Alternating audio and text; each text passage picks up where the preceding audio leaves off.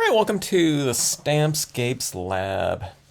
This is yesterday's piece, and I have sprayed it with a workable fixative, okay? So if you saw my video from yesterday, you can see what I did with the piece from the previous day, okay? So I don't know if you can tell the difference in surface quality here, but this one I sprayed with Krylon triple thick, and it really got past the matte surface quality of this type of paper. But the workable fixative is meant to just kind of seal off your pieces without influencing the surface too much. So this one's going to be much more in line with kind of this, they call it matte, but it's much more of a satiny finish here. So this one's, really matte, or I don't know, whatever, satiny. This one starts getting a little bit glossy, and this one's like super glossy right here, and less of that, kind of a deeper, more saturated, type of look. So I like all of three of these. I don't know. I really like the satiny finish too. After looking at these ones, but I like all of them. I don't know, for different effects. So just keep that in mind. All right. So I'm going to try white on dark. I would do it on this blue one right here, but I want to kind of keep that. I have two more pieces of that. And we have a lot of these other colors here to experiment with.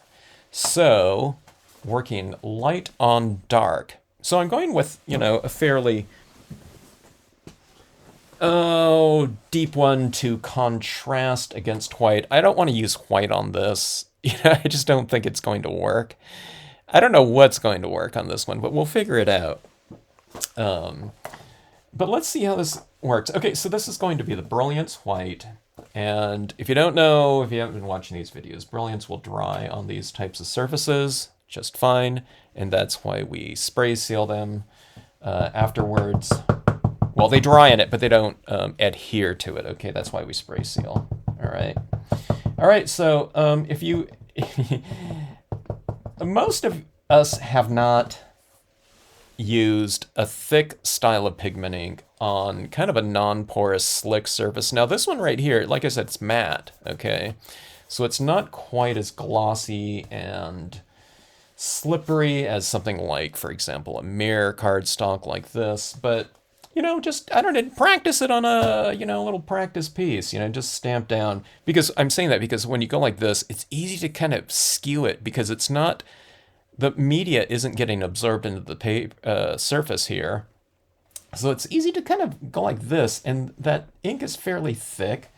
It's not like a 1/4 inch thick or anything like that, but it's easy to kind of lay this down and feel it kind of go like, or kind of skew a little bit, enough to potentially blur your images. Now, depending on what image it is, if it's something that's really thin, it might be noticeable, or like a word stamp. So just kind of raise it and, take a look and see what it looks like. All right. Okay, now on this one right here, I'm not necessarily going for something that's super opaque, because I thought if we can kind of integrate that background tone into these pieces, maybe it'll look even more interesting. I don't know. But the impressions aren't looking too bad here. Now I think, but I'm not sure, the white is going to look more see-through when they dry, just like when I apply this type of medium with a cotton ball on my pieces. It changes the spirit of it slightly. Or the drying, I don't know, whatever the properties that these look like when they're when they're dry, they're different than what it looks like when it's been freshly applied for some reason. I don't know why that would be. I haven't really thought about it too deeply, but you'd almost think it was the opposite in some ways. But nevertheless, I don't know. Maybe, I don't, because it's not getting absorbed into the surface anymore the longer it sits.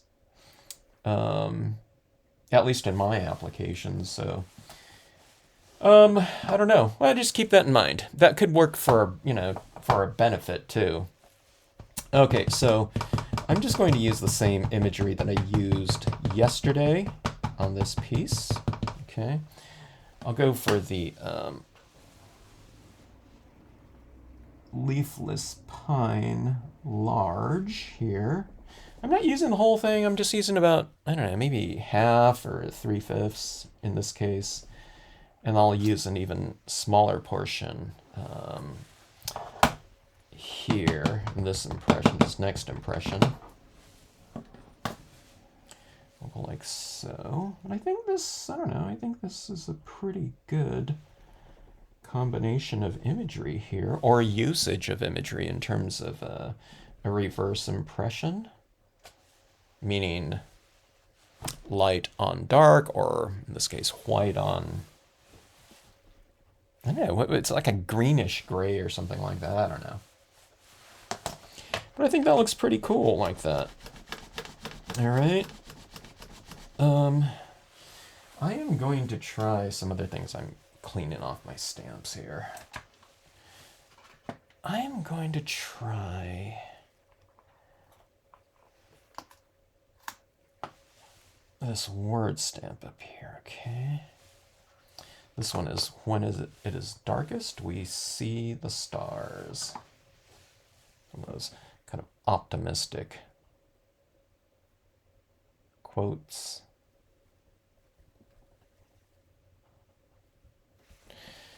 And I'll just place right here. All right.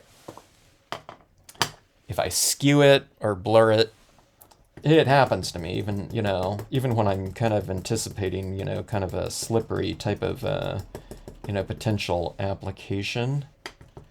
Mine skews sometimes.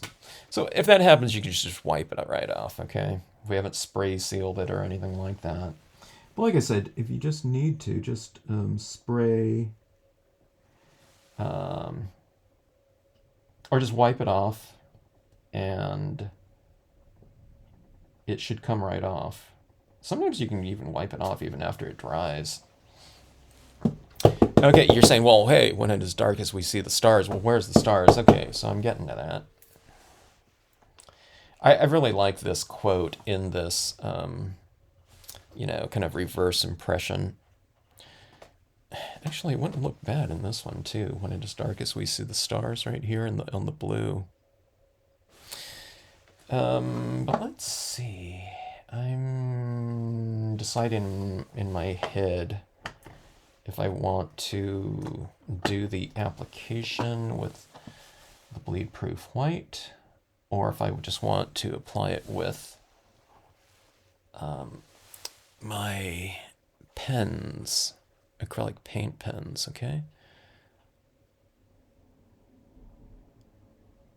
That's pretty cool. I'm gonna go for the bleed-proof white. I want some real kind of fine additions in here of texture and light, I think. And you can get really fine, tiny dots with the extra fine acrylic paint pens too, but nothing could beat like the size in terms of a fine point application of this, of these stars and texture and light as a splatter painted white, okay? I'm using the bleed-proof white because the tiniest of little dots is like a pure white little dot. But you can use other types of things. I think it's absolutely fine to do that. I knew some people that even did things with correctional pen. They just kind of slapped it on to the I don't know what they had in their hand, but they opened up the correction pen and they just kind of flicked it like that, and it splattered out there. So whatever works for you. Actually, I don't know. Maybe the correctional pen is kind of a really good medium for that. You know, you would think paint would be better, but now I think about it, the correctional pen is meant for opacity, so that works really well. Theory. Okay, so on something like this, you can put little crystals in here too if you want to. Let's go ahead and do that. I wasn't quite sure. I'm just kind of reading things as I go along here. So let's go with a couple little stars in here. I have to remember where, which one of these is glue and which ones are white paint. Now that white paint dries really fast, okay? So it's not like I can use some of that white Dr. Martens. Like, you can't do that. It's not going to work.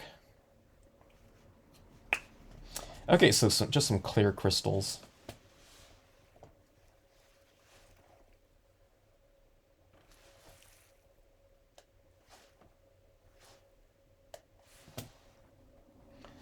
And I'll go with some pretty small ones here.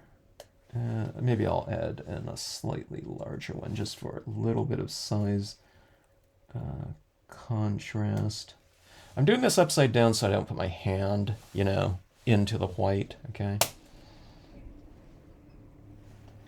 So this is just a cheap little multi-size pack of crystals has served me well over the years.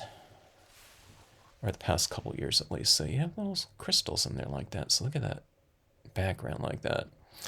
I'd say it's more interesting than using, you know, just a piece of black glossy or maybe just a flat colored glossy.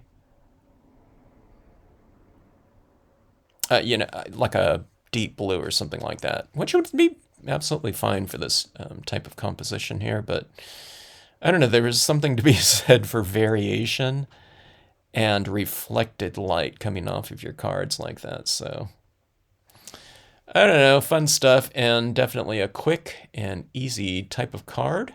And I think for the effects that are going on in there, pretty dynamic. And I don't know, I mean, now if anyone says, hey, you made it look so easy, that's going to really irritate me because you're a crafter, you know what I mean? And that these are just like 3 impressions. So there's 5 white impressions over this and a little splatter painted white in there. And then we can just glue down some crystals. The thing about it is, I mean, it's kind of a compliment. It says, oh my God, you know, I can't do that. But we're not making this paper here, you know? All we're doing is we're stamping on it basically with all white media. With like 0 other types of whatever techniques on there. But you add all these little things like this, you know, little textural types of things with the splatter painting to contrast against these just flat applications of, you know, the trees. And it suddenly makes the scene look deeper in terms of kind of visual depth. And you put those little blingy types of applications in. Oh, I was thinking a silver pen would be kind of cool on these types of papers too. So you can kind of intersperse some silver pens in there or something like that. Or if you want to go with, you know, it's a kind of a greenish, you know, black to me. In terms of those little tinges of color in there. But if you want to go for some sort of color scheme in here too, you could. I mean, you could just choose it, you know, whatever you want. Purple, you know, put a couple purple dots in there, purple crystals or something like that, or blue, or I don't know, whatever someone's favorite color scheme is. I think that would be kind of cool. All right, so I didn't do it here, but I was thinking, you know, somewhere along the line, doing something like this glow-in-the-dark paint, I could have splatter painted that in the background instead of the white. You know, if you want to make it glow in the dark. This type of paint isn't super luminous. I mean, if you put it under like a black light, it would probably really be glowing as well as the white in here, but I don't know. All right, so I'm blabbing on. This is just fun stuff, and I'm a total, stamping geek or media geek when it comes to the use of these kind of unconventional surfaces that are kind of cool to stamp on. So just a really minimal application of media to go against a very exciting surface like that. Sometimes that's kind of the best usage of them, is just keep things, pretty simple for these super dynamic surfaces so that you have something to contrast against it in terms of kind of your own applications to go with it. Otherwise, if you go with too many different types of things in here, colors and tons of imagery, it might just get too busy and kind of detract from the overall. Look at that white. That brilliance has a little bit of kind of iridescence to it. It's not a complete flat black, but when you put it up against this black here, it almost looks silver, doesn't it? So, pretty cool. All right, so thanks for watching. Hope you enjoyed it.